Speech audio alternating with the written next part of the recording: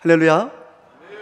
네, 오늘은 사도행전 강의 네 번째 시간으로 교회의 시작이라는 제목으로 본문 사도행전 2장 1절부터 13절까지에 나타난 우리 하나님의 말씀을 전하겠습니다. 네, 교회는 하나님께서 인류에게 주신 가장 큰 선물입니다. 하나님께서 참 좋은 선물로 교회를 우리에게 주셨죠. 자, 그러면 하나님께서 우리 인류에게 주신 이 가장 큰 선물인 이 교회는 어떻게 시작됐을까요?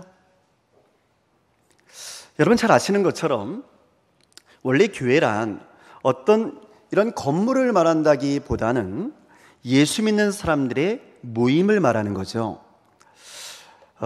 예수님이 승천하시고 난 이후에 120명의 성도들이 마가의 다락방이라는 곳에 모여서 예수께서 약속하신 성령을 기다리며 기도에 힘썼습니다. 예수님의 사람들이 모였어요. 자, 그러면 이때가 교회의 시작이었을까요? 예수 믿는 사람들이 모여가지고 기도했으니까 말입니다.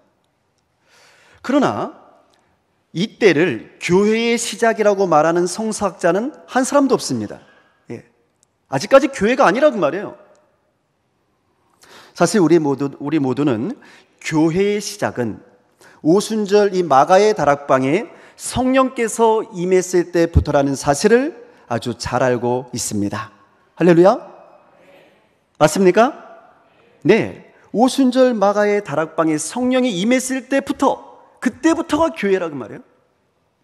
자, 그렇다면 왜 성령이 임하기 전의 모임에는 교회라는 말을 사용하지 않았던 걸까요? 왜 굳이 오순절 성령 강림 사건 이후부터를 교회의 시작으로 보는 것일까 하는 것. 해답은 바로 사도행전 1장 8절에서 예수께서 주신 약속의 말씀 속에 담겨져 있습니다. 사도행전 1장 8절, 여러분 잘 아시는 말씀인데요, 예수께서는 제자들에게 이렇게 말씀해 주셨습니다. 오직 성령이 너희에게 임하시면 너희가 권능을 받고 예루살렘과 온 유대와 사마리아와 땅끝까지 이르러 뭐가 된다고요? 내 증인이 되리라 하시니라. 아멘. 그러니까요, 해답은 성령에 있었습니다. 성령이 임하시기 전에는 아무리 성도들이 모였다 할지라도 그 모임을 교회로서 여기지를 않았던 겁니다. 성령이 임하면서부터 그들의 모임이 교회가 된 것입니다. 성령이 임함으로 교회가 시작된 줄로 믿습니다. 자, 그렇다면 성령이 임해서 도대체 사람들에게 어떤 변화가 일어났기에, 그 모임에 어떤 변화가 일어났기에 교회가 될 수 있었을까 하는 거예요. 가장 중요한 것은 뭐냐면요, 성령이 임하면 뭘 받는다? 권능을 받는다는 것이었어요. 그럼 그 이전에는 권능을 받을 수가 없었던 거죠. 근데 성령이 임하시면 예수님의 사람들이 권능을 받게 된다는 거예요. 그 다음이 중요해요. 그리고 그렇게 권능을 받음으로 예수님의 증인이 될 수 있다는 겁니다. 할렐루야. 이게 중요합니다. 뭐가 될 수 있다고요? 예수님의 증인이 될 수 있다고요. 성령 받으면 우리가 예수님의 증인이 될 수 있다고요. 성령 받지 못하면 예수님의 증인이 될 수가 없다는 거예요. 성령을 받고 권능을 받음으로 예수님의 증인이 될 수 있는 줄로 믿습니다. 그러므로 교회는 성령이 함께 하실 때에만 교회가 될 수 있는 거예요. 성령이 함께 하시지 않는 교회는 교회라고 말할 수가 없는 거예요. 오직 성령이 함께 하실 때에만 교회는 교회가 될 수가 있으며 예수님의 증인이 될 수 있는 줄로 믿습니다. 다시 말씀드리면 성령께서 활동하시고 성령께서 역사하시고 성령께서 주인 되시는 교회야말로 사도행전적인 교회요, 하나님으로부터 교회라고 인정함을 받을 수 있는 건강한 교회인 줄로 믿습니다. 왜냐하면 성령이 충만한 교회만이 권능을 나타낼 수 있고요, 성령이 충만한 교회만이 예수님의 증인으로서의 이 교회의 사명을 감당할 수 있기 때문입니다. 자, 그렇다면 이제 본문으로 들어가서 이 성령이 언제 그리고 어떻게 임했으며 그 결과로 어떤 일들이 일어났는지에 대해서 이제 오늘 본문 말씀을 통해서요, 하나씩 구체적으로 그 말씀의 의미를 살펴보겠습니다. 자, 첫 번째로 언제입니다. 자, 여러분, 성령이 언제 임했을까요? 자, 오늘 본문 1절 말씀인데요, 우리 함께 1절 말씀 같이 읽겠습니다. 오순절 날이 이미 이름에 그들이, 아멘. 그러면 성령이 언제 임했습니까? 오순절에 임했답니다. 그러면 왜 하필 하나님께서는 성령을 오순절에 보내신 걸까요? 여러분 생각해 보신 적이 있나요? 많은 날들이 있는데 하나님께서 왜 하필이면 오순절에 성령을 보내신 걸까? 우연일까요? 어떻게 하다 보니까 그때 보내신 걸까요? 아니요. 여러분, 하나님께서 성령을 오순절에 보내신 데는 어떤 중요한 이유가 있었던 거예요. 하나님의 뜻이 담겨져 있었던 겁니다. 여러분, 오순절이 어떤 날인지 아십니까? 이 오순절은요, 교회의 절기가 아니에요. 이 오순절은 원래 이스라엘의 고유 절기였습니다. 원래부터 있었던 절기예요.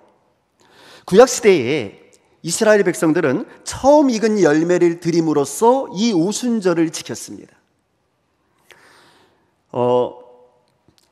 7주가 7번 계속된다고 해서 이 오순절을 다른 말로는 7.7절이라고도 불렀어요.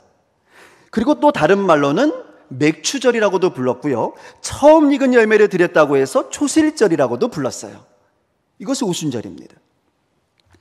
그런데 이 오순절의 의미가 이것만 있는 것이 아니었어요. 시간이 좀 지나고 나서는요, 이스라엘의 신구약 중간시대, 신약과 구약의 중간시대, 이 시대가 끝날 무렵에는 이 오순절이 조금 다른 의미로도 지켜졌어요. 그러니까 이스라엘이 시내산에서 율법을 받았던 날을 기념하는 기념일로 이 오순절을 지키기 시작했던 거죠. 왜냐하면 이스라엘 백성들이 출애굽을 해서 50일이 지난 후에 하나님께로부터 율법을 받았기 때문입니다. 그래서 이것을 오순절로 지켰던 거예요.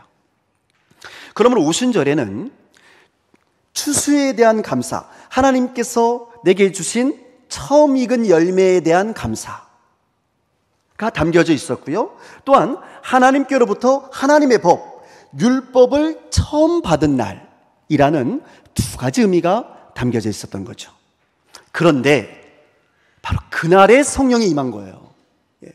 하나님께서 그날을 특정해서, 오순절을 특정해서 성령을 보내신 거예요.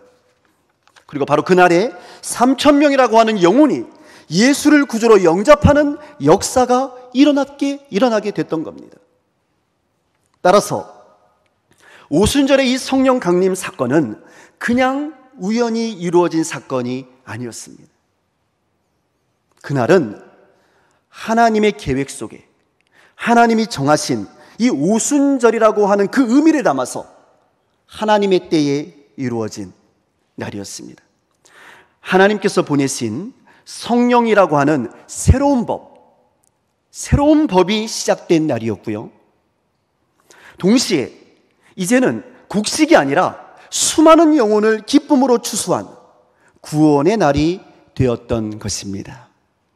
그리고 바로 그때부터 이제 이 오순절은 우리 그리스도인들에게는 성령 강림의 날이요, 교회의 시작이 된 줄로 믿습니다. 두 번째로, 그러면 이 성령은 어떻게 임했을까요? 자, 본문 2절과 3절의 말씀입니다. 성령은 이렇게 임합니다. 우리 같이 읽겠습니다. 호련히 하늘로부터 급하고 강한 바람 같은 소리가 있어 그들이 앉은 온 집에 가득하여 마치 불의 혀처럼 갈라지는 것들이 각 사람 위에 하나씩 임하여 있더니 아멘. 여러분, 성령은 바람 같은 소리로 임했답니다. 이게 처음 성령이 임할 때의 모습이에요. 성령이 바람 같은 소리로 임했답니다. 또한 불의 혀같이 갈라지는 그런 것들이 보이더니만 각 사람 위에 한 사람 한 사람 위에 임했답니다.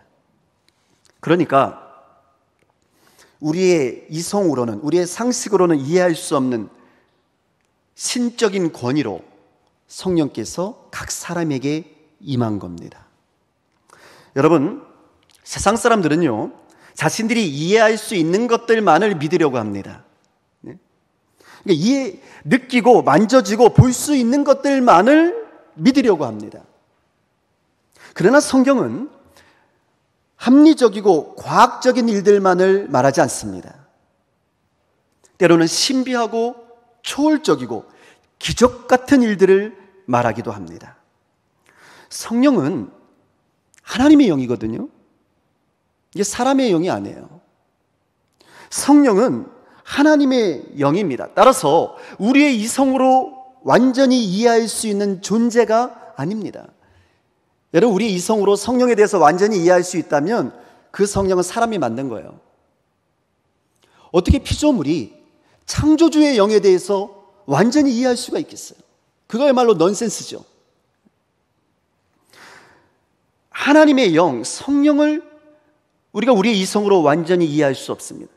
근데 그 하나님의 영이 초월적으로 각 사람에게 임한 겁니다. 성령은 바람이 강하게 불 수 없는 다락방 안에서, 다락방 아니니까 바람이 불 수가 없잖아요. 근데 그 바람이 강하게 불 수 없는 다락방 안에서 급한 바람 같은 소리로 각 사람에게 임했습니다. 또한 동시에 불의 혀와 같은 신비한 현상으로 각 사람에게 임했습니다. 그것은 인간의 능력으로 이해할 수 없는 현상이었죠. 오늘 본문에서 누가는요, 이 신비한 현상에 대해서 어떠한 설명도 덧붙이지를 않아요. 설명도 하지 않습니다. 그저 자기가 본 성령에 대해서 그냥 사실적으로 기록하고 있을 뿐이에요. 성령이 이렇게 임했어요 라고 말이죠. 마치 예수께서 요한으로부터 세례를 받으실 때에 성령이 비둘기같이 임했던 것처럼, 그때는 비둘기같이 임했거든요. 지금 제자들에게 임한 성령은 바람 소리와도 같은 신비함과 불의 혀 같은 강한 권능으로 임했던 것입니다. 그렇다면 자, 여러분, 교회의 시작인 이 마가의 다락방에서 처음 성령이 강림하실 때 왜 성령은 이렇게 바람같이 임했던 걸까요? 네? 생각해 보신 적이 있으신가요? 처음 성령이 임하는데 왜 이때 성령은 불의 혀 같은 강한 권능으로 임했던 걸까요? 예수님께 성령이 내릴 때는 비둘기같이 임했었거든요. 그러면 이때도 비둘기같이 임해야 되는 것이 아니었을까요? 그런데 그렇게 임하지 않았다는 거예요.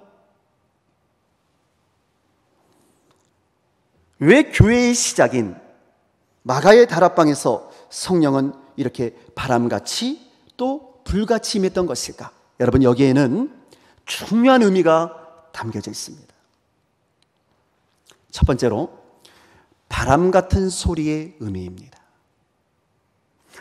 여러분, 여기서 바람은요, 하나님의 생기를 상징하는 말이에요. 태초에 하나님이 사람을 만드실 때 흙으로 사람을 지으시고 그 코에 생기를 불어 넣으셨습니다. 믿습니까? 하나님께서 사람을 만드시고 그 코에 생기를 불어 넣으셨는데 이 생기가 뭐냐면 바로 하나님의 바람이었거든요. 이것이 하나님의 호흡이었습니다. 그러니까 하나님의 바람이 들어왔을 때, 하나님의 생기가 들어왔을 때 비로소 인간이 살아있는 생명체가 된 거예요. 그런데 지금 이 마가의 다락방에 바람 같은 소리가 들려왔습니다. 하나님의 바람, 하나님의 생기, 하나님의 영이 오신 겁니다. 다시 말씀드리면 성령이 바람같이 임했다는 이 말은 이제 제자들의 심령에 바람 같은 하나님의 영이 임하여서 그 하나님의 생기가 임하여서 이 제자들이 새로운 생명으로 거듭나게 되었다. 할렐루야. 바로 이 의미인 거예요. 새로운 사람으로 거듭나게 되었다는 거예요. 바람 같은 성령이 임하여서 말이죠. 하나님의 바람 같은 성령이 임하여서 제자들이 새로운 사람으로 거듭나게 되었다. 그러니까 바람의 소리와 같은 성령이 임했을 때 제자들이 비로소 거듭남의 체험을 하게 된 줄로 믿습니다. 성령이 임하면 거듭나게 되는 겁니다. 하나님의 사람으로. 그 심령에 하나님의 생기가 들어오는 거예요. 그리고 바로 이때부터 제자들이 예수님의 사람으로, 예수님의 증인으로 다시 태어나게 된 줄로 믿습니다. 두 번째로 불의 혀 같은 성령의 의미입니다. 여러분, 불의 혀는요, 속죄를 상징하는 말이에요. 제단의 제물이 뜨거운 불로서 태워져서 재가 되고 또 연기가 돼서 하나님께 바쳐지는 것처럼 불같은 성령은 우리 가운데 오셔서 우리의 모든 죄악을 불살라 버리시는 거예요. 이게 불같은 성령의 의미예요. 불같은 성령 임하여서, 우리 그렇게 기도할 때에 여러분, 이 불같은 성령이라는 의미가 뭐냐 하면 속죄의 의미라고 말이에요. 우리의 죄를 불살라 주시는 성령 말이에요. 그래서 우리를 정결하고 거룩한 예수님의 사람으로 바꾸어 주셔서 우리의 몸을 거룩한 하나님의 성전이 되게 하신 줄로 믿습니다. 그러니까 마가의 다락방에 불같이 임한 성령은 바로 우리를 정결케 해주시고 우리를 용서해 주시는 속죄의 영이었던 거예요. 그 성령이 임한 겁니다. 마치 이사야 선지자가 하나님으로부터 부르심을 받았을 때에 하나님께서 제단 숯불로 이사야 선지자의 입술을 태우신 것처럼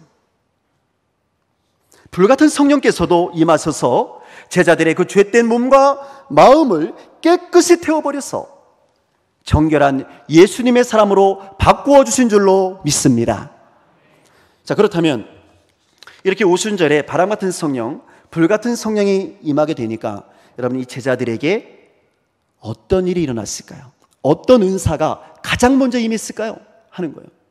자, 4절의 말씀인데요, 이러한 은사가 임합니다. 4절 말씀 같이 읽겠습니다. 그들이 다 성령의 충만함을 받고 말하기를 시작하니라. 아멘. 성령이 임하게 되니까요, 제자들이 가장 첫 번째로 받은 은사가 뭐였냐 하면 바로 성령의 충만함을 받고 성령이 말하게 하심에 따라 다른 말들로 말하기 시작하는 것이었어요. 그게 무슨 뜻일까 하는 겁니다. 이때는요, 천하 각국에서부터 온 경건한 유대인들이 다 모였거든요. 그리고 그들이 이 소리를 들었습니다. 그들은 예수의 제자들이 자신들이 태어난 곳의 말로, 이게 무슨 뜻이냐면 다른 나라 말로, 각기 다른 나라 말로 하나님의 큰 일에 대해서 말하는 것을 보고 깜짝 놀랍니다. 크게 놀라고 당황해합니다. 저 사람들은 외국말을 배운 적이 없는 사람들이었거든요. 그런데 외국말을 하는 거예요. 다른 나라 말을 하는 거예요. 여러분, 우리가 영어를 배운 적이 없는 사람이 막 그냥 영어로 막 설교해 보세요. 갑자기 이해할 수 없는 놀라운 일이 벌어진 거죠. 여러분, 어떻습니까? 그러면 오늘날에 이렇게 외국어로 된 방언을 말하는 사람을 보신 적이 있으신가요? 여러분, 혹시 보신 적 있으세요? 지금 마가의 다락방에 나타나는 방언은요, 바로 이런 외국어의 방언이었어요. 그러나 여러분, 이렇게 외국어로 방언하는 것이 그렇게 오래 지속된 것 같지는 않습니다. 초대교회 역사를 보면 이런 방언이 오래 지속된 것 같지는 않아요. 왜냐하면 고린도전서 14장 2절을 보면 방언을 말하는 자는 사람에게 하지 아니하고 하나님께 하나니 이는 알아듣는 자가 없고 영으로 비밀을 말함이라 라고 말하고 있기 때문에 그렇습니다. 그러니까 처음에 성령께서 주신 방언은 뭐였냐면 사람에게 말하는 방언이었어요. 그것도 세계 각국의 말로. 그런데 이것이 변하여서 훗날에는 이게 사람에게 하는 방언이 아니라 이제 하나님께 드리는 기도의 방언으로 바뀌어지게 되었다라는 거예요. 다시 말하면 방언의 종류가 바꾸어진 것이죠. 사람에게 하는 방언에서 하나님께 하는 방언으로 바뀌어 가게 된 것입니다. 그래서 사람들이 알아들을 수가 없게 된 거죠. 그래서 성령의 은사 가운데는 이러한 방언뿐만이 아니라 이 방언을 통역할 수 있는 통역의 은사가 포함되어져 있었던 겁니다. 사도 바울은 이에 대해서 고린도전서 14장 3절에서 이렇게 말합니다. 그러므로 방언을 말하는 자는 통역하기를 기도하였지니, 이렇게 말했던 거예요. 자, 그렇다면 왜 하나님께서는 처음으로 성령을 제자들에게 주시면서, 그래서 교회를 처음으로 시작하게 하시면서 왜 외국어로 방언하는 권능을 제자들에게 주셨던 걸까 하는 거예요. 수많은 성령의 은사들 가운데서 외국어로 말할 수 있는 권능을 왜 제자들에게 주셨던 걸까? 그것도 그 순간에 말이죠. 천하에서 몰려든 디아스포라 유대인들 앞에서 말입니다. 무슨 깊은 뜻이 있지 않을까요? 여기는 아주 중요한 의미가 담겨져 있는데요.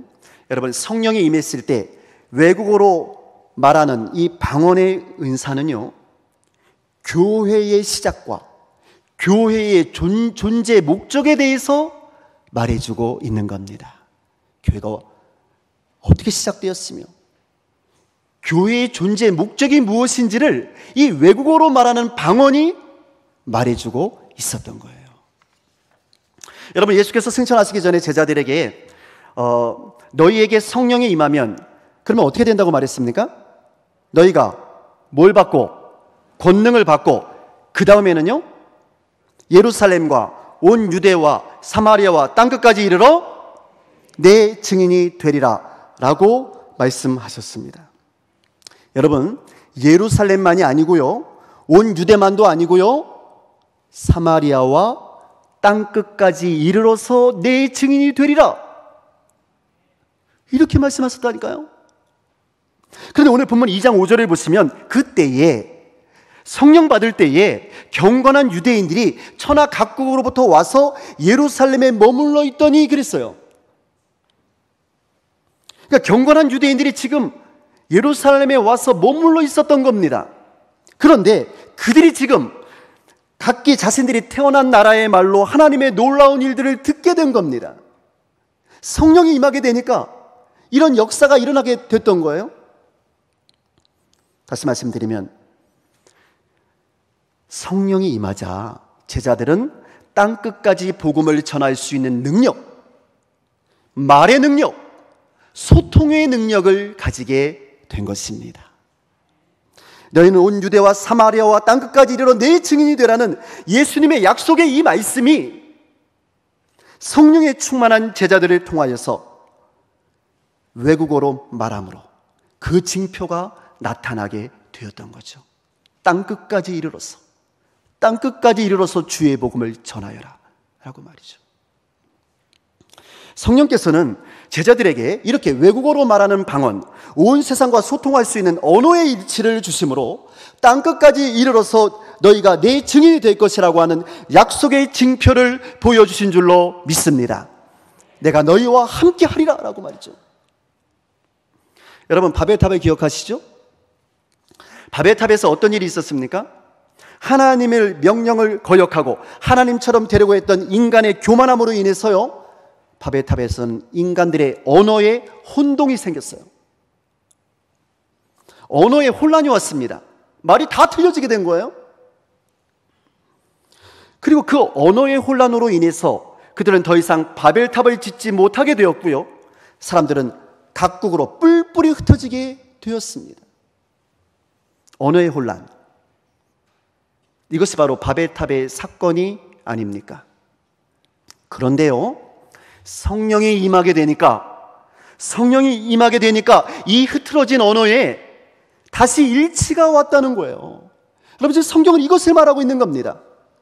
흐트러진 언어에 성령이 임하니까 다시 일치가 왔다. 할렐루야. 성령의 충만함을 받은 제자들에게 임한 첫 번째 권능이 뭐였냐면 바로 천하 만국에서 온 사람들의 과의 언어의 일치였다는 거예요. 언어가 일치되었다는 거예요. 다시 말하면 온 세상이 소통하게 되었다라는 겁니다. 언어로 막힌 담이 완전히 허물어졌다는 거예요. 그럼 이것이 무엇을 의미합니까? 성경은 그러므로 이제 너희는 땅 끝까지 가서 나의 증인이 되어라 라는 거예요. 성령을 받고 언어가 일치되어서 이제 서로 소통할 수 있게 되었으니 지금부터는 온 천하 만국 모든 백성들에게 가서 복음을 전해도 좋다라는 거예요. 네? 복음을 전해도 괜찮다라는 겁니다. 하나님의 허락이 떨어진 거예요. 이제는 이곳에 모여있지만 말고 가서 복음을 전하라는 거죠. 가서 예수의 증인이 되라는 겁니다. 내가 너희와 함께하리니 가서 예수의 증인이 되어라. 그 징표를 보여주셨던 것입니다. 성도 여러분, 그러므로 성령을 받고 권능을 받아서 예수의 증인이 되는 것, 바로 이것이 교회의 시작이요 교회의 존재 목적인 줄로 믿습니다. 교회는 예수님의 증인이 되어야 하는 거예요. 그것이 교회의 존재 목적입니다. 나의 증인이 아니고 예수님의 증인 되는 것, 예수가 주이심을 알리는 것, 예수께서 부활하셨음을 알리는 것, 예수를 믿음으로 구원을 얻는 것을 선포하는 것, 그래서 세례를 베풀고 예수의 제자로 삼는 것, 이것이 교회의 존재의 목적인 줄로 믿습니다.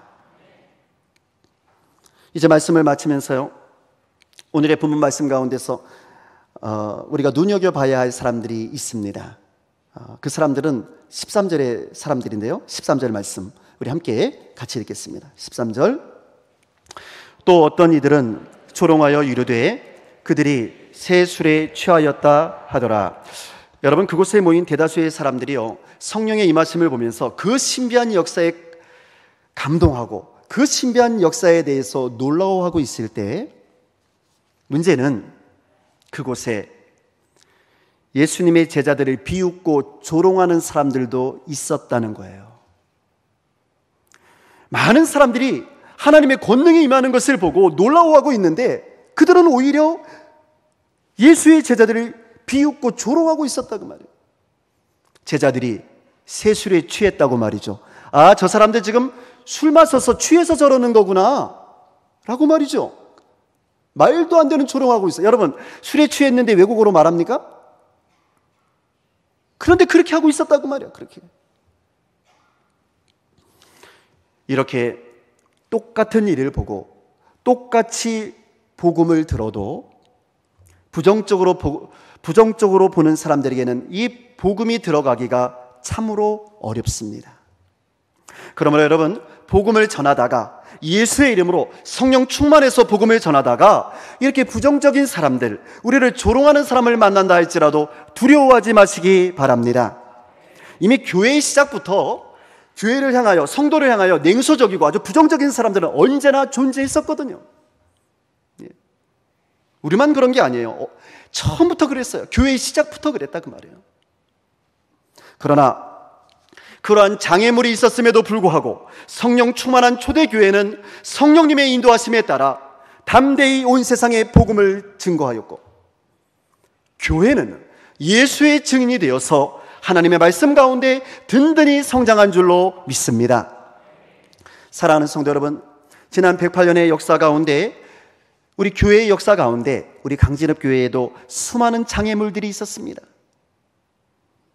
그러나 하나님의 은혜와 성령의 충만함으로 우리 교회는 그 모든 장애물들을 이겨내고 지금까지 예수님이 증인되는 이 거룩한 사명을, 이 거룩한 선교적 사명을 잘 감당해 온 줄로 믿습니다. 성령께서 우리 강진읍 교회에 처음부터 함께 하셨고요. 지금까지도 성령께서 우리와 함께 하시고 우리 교회의 주인이 되시는 줄로 믿습니다. 성령께서 역사하셨기 때문에 우리 강진읍 교회는 독립운동을 할 수 있었고요. 성령께서 역사하셨기 때문에 공산당에 대항해서 순교할 수 있었고요. 성령께서 역사하셨기 때문에 군사 독재 정권과 싸울 수 있었고요. 성령께서 역사하셨기 때문에 이 지역사회에서 빛과 소금의 이 거룩한 사명을 감당할 수 있게 된 줄로 믿습니다. 우리 교회를 통하여 수많은 영혼들이 구원받게 되었고요. 하나님의 영광이 나타나게 된 줄로 믿습니다. 오직 성령께서 함께 하셨기 때문에 우리 교회가 교회로서의 거룩한 사명을 감당한 줄로 믿습니다. 그러면 모든 영광을 우리 하나님께 올려드립니다. 저는 이제 우리도 우리 앞에 놓여있는 그 어떠한 선교의 장애물도 두려워하지 아니하고 성령님을 사모하고 성령에 충만하여서 우리를 소통케 해주시는 성령께서 주시는 권능으로 우리도 담대하게 복음을 증거해야 할 줄로 믿습니다. 우리를 새롭게 하시고 우리에게 힘과 능력을 주시고 교회를 교회되게 하시며 성도를 예수의 증인되게 하시는 성령님의 역사가 여러분과 저 그리고 우리의 사랑하는 강진읍 교회 위에 영원토록 함께 하시기를 주의 이름으로 축원합니다. 기도하겠습니다.